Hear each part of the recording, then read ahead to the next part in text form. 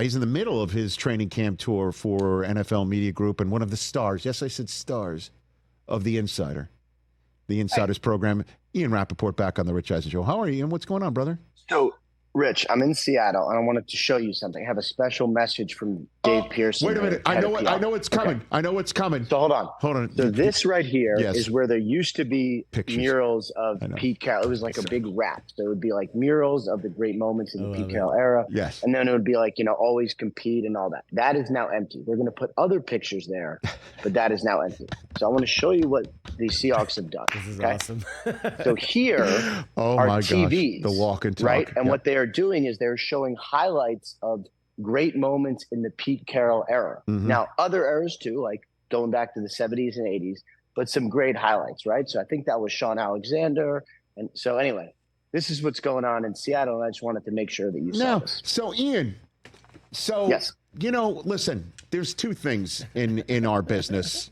Certainly when I'm hosting a show like this one, there's being right.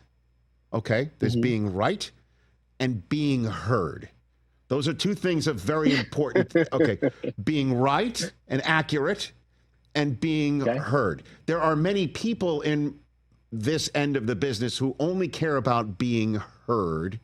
I know some of those people. I'm not one of them. I like being right. Okay, and so when I say what I feel from this chair, it's because I feel I'm in the right, or I am accurate, or I am voicing something that could be right, may not be right, but could be right. And I don't, I'm not saying about being heard. So I think what you're, if my inference skills are, my spidey sense is tingling right now, that when I said I was wondering why Mike Macdonald would come in and remove, from what I heard, all the photographs of the Pete Carroll era, that why couldn't he just still install his way of doing things while not erasing other aspects of the building? And you're showing me there that there are still many references to pre-Mike Macdonald years in Seattle. But the fact that you mentioned Dave Pearson, who's a fantastic man at his job in our world, very good. I was heard, is what you're telling me right now, Ian. I mean, I think at least you were heard, and I guess it's possible you were also right, but at least we have confirmed that you were heard. And I do understand, though, because when you have a new coach who come in, and I just spent a while with Mike Macdonald just a couple minutes ago. Yes. It is young, it is fresh, it feels different. Now, there's some familiar things, like practice is still very intense. Players still do like to compete. Now, always compete is not going to be his thing, because that was Pete's thing. But the general principle of making sure that every job is thoroughly earned, I think, is going to be something that's going to be a tenet of this program. But to me, I would say similar to going to the Chargers. Was that yesterday? No, 2 days ago. Yes.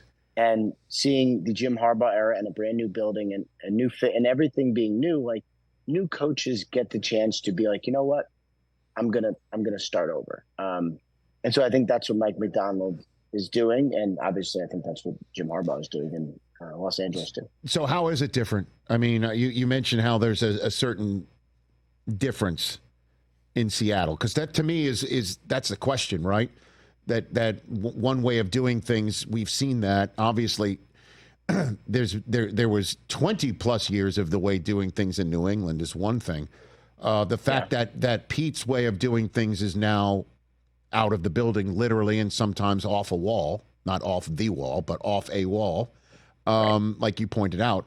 How will it manifest, do you think? Well, I think first of all, it skews way younger. I mean, just, and not that that's good or bad. That's just kind of what it is, right? I mean, you have two coordinators who are Ad and Dirty from the Cowboys, who I actually spent some time with them yesterday. They could not say enough good things about the Seahawks' new defensive coordinator, who was with them for a while. Also, one of the very cool international stories that we had. Grubb, the offensive coordinator, also a little bit younger, and Macdonald is, basically the Sean McVay, but defense and not as blonde. That's just, and I think the thing with Pete, he was always so energetic and upbeat, and he never felt old, but he was the oldest coach in the NFL. And like, that comes with a certain, way of doing things. And so I would expect things to be a little fresher here. Also, the defense is going to change. You're going to see a little more of the kind of like Wink Martindale pressure-based, defense here. And I think Mike Macdonald showed very well last year with the Baltimore Ravens that he can take this to absolutely the next level. I mean, one of the really, really bright young defensive minds in the NFL. I think everyone, look, you don't know until you play, but everyone I've talked to knew that Mike Macdonald was going to get a job. The fact that Seattle got him, I think, was a big deal for them. And I'm looking forward to seeing kind of what's in store for us. Yeah, no doubt about that, man. Home for the Broncos to start, at the Patriots, home for the Dolphins, at Detroit on a Monday night. That's how things are going to start for the Seattle Seahawks. You mentioned you were just across the street from this studio in El Segundo, California, new home of the Los Angeles Chargers facility. What'd you pick up being around Harbaugh, man? Ian? So let me ask you a question, Rich. Yes, sir. And I know you asked me a question, but let me ask you a question. So you've spent a lot of time with Harbaugh, yes? Yeah, sure. Uh-huh. Okay.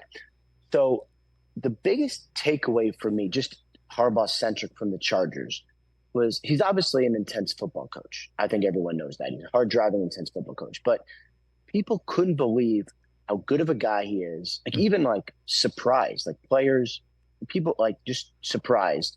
And then he seems to be pretty mellow considering what I thought he was supposed to be when he was with the 49ers. Did that change at some point, or did we all mistake who he was when he was with the Niners? I think he's just a different cat right now, Ian. And I know that obviously, Jim is as consistent as they come in terms of, his style of play and his style of coaching.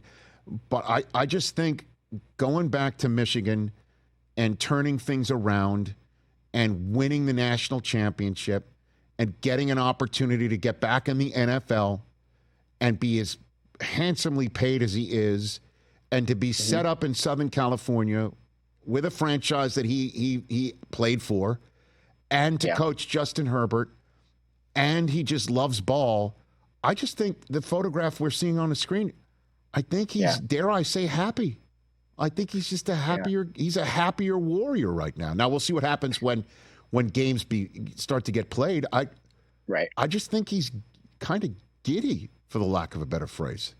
Ian. Yeah, I mean, that's what it feels like. Like, spent a while talking to Justin Herbert after practice. Like, he seems to like him a lot. And I know, like, football-wise, he's learning a lot. And I think Greg Roman is a really, really, really good hire. But Herbert seems to really like him and relish him and, like, just gets a big kick out of him. And that sort of sentiment is pretty universal there, which, you never quite can tell what you're going to get when you have a new coach. But I certainly was not expecting to get that feel from the Chargers.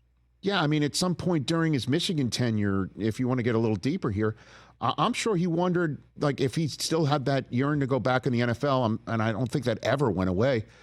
I think there had to be some times where he doubted he would ever get the chance, and let alone the fact that he would get the chance. I doubted it too, by the way. No, and obviously you would know better than I would the number of times of how close he got the chance again, and number of times that his phone did ring,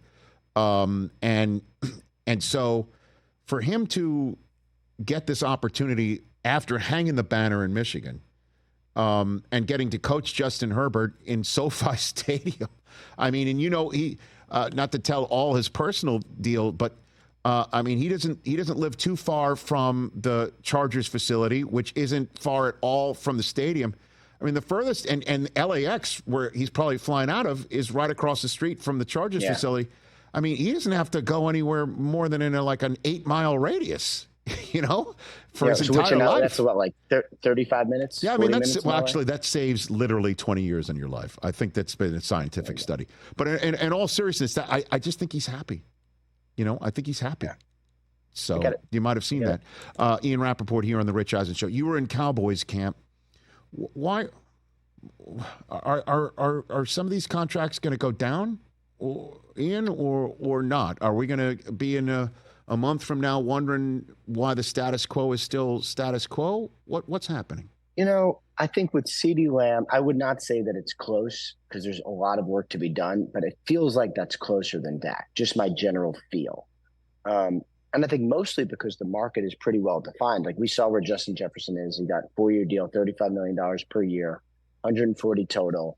I wouldn't be surprised if CeeDee comes in around there, maybe not above, but around there, as he should. And he is a great, great player. If the Cowboys are sort of on the same page with that, and again, like there's a lot that has to go into these things, but it's not like that hard of a deal to do. The Dak one is harder. Not being able to franchise him, not being able to trade him. Not that they would, but I'm saying like that's basically just gives Dak all the leverage. It's honestly just a matter of like how much does he want, and does he, like are the Cowboys going to do what's necessary to keep him there, to keep him away from free agency? Because if he's a free agent next year, he'll be the biggest free agent we've ever seen, biggest free agent in NFL history. And it's like people ask me how much money would Dak make in free agency? How high can you count? 60 million per in free agency next year? Yeah, higher, more. It's always over. So then why won't the Cowboys pay him? Like what? I think they've made some offers. They're just not there yet.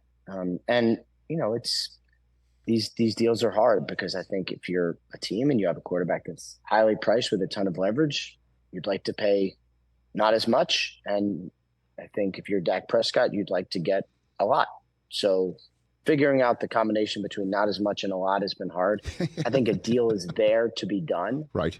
I just don't know if it's actually going to be done before they start the season. And then, once he starts the season, then it's sort of like, well, that probably, if he doesn't have a deal by the season, I think it's probably a free agent next year. So you think CeeDee's done before the season? It's your best guess. I think there's a path toward a deal that, if everyone is pretty reasonable, I think could get done. Yeah. Okay. And Dak is in anybody's guess. And Micah's a 2025 situation? Yeah, probably. Okay. And then you'll look at like highest paid non-quarterback. Like Micah's gonna, another one who's gonna get just all of the money. Right. So we know it. You know it.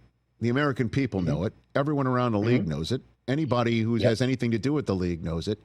So why, can you explain, because you've been around the Jones family for quite a bit. Why do they wait longer than most teams? Why do they let other franchises set their market for them, Ian? Yeah, I think, what Stephen Jones has said on the record was that he didn't really feel like these guys wanted deals. I don't think that that's true, but I do know that going through the process of negotiating from March to late July can be pretty brutal. I think the main thing is they know they have top of the market players. Whether CeeDee Lamb is 1 or 2, he's going to be number 1 or 2 highest paid receiver. Dak's going to be the highest paid quarterback. It's so either you could do them, and I'm not excusing what the Joneses have done, but they are not done. They have, the way they built their football team is very savvy and very smart. They have really good players. That is a really, really, really good roster. And everybody lost their minds because they didn't sign any free agents. And I'm looking at the roster. I'm like, which free agents would they have signed who would have started and had an impact? Derrick Henry. Could have had some. Derrick Henry. Who's running it yes, from? They need Zeke. They need Zeke to pop out of the kettle from 2019. You know what I mean? That would be helpful. I get it. But yes, Derrick Henry would have been one, but I just think philosophically paying for a running back is probably not so. That's a different story. That's a different question. But that would have been one where I think would have made sense. But, they got 4 running backs, and I have no earthly idea who's going to compete besides Zeke, but my guess is one of them. All right. Before I let you go, Ian, the situation in Cincinnati, both Jamar Chase and Trey Hendrickson are they're doing the hold-in situation there too. Mm-hmm. And there's been a lot of holding in. A lot of holding in. Some couple holdouts, a lot of hold-ins. Okay. So what's the pathway out there, do you think?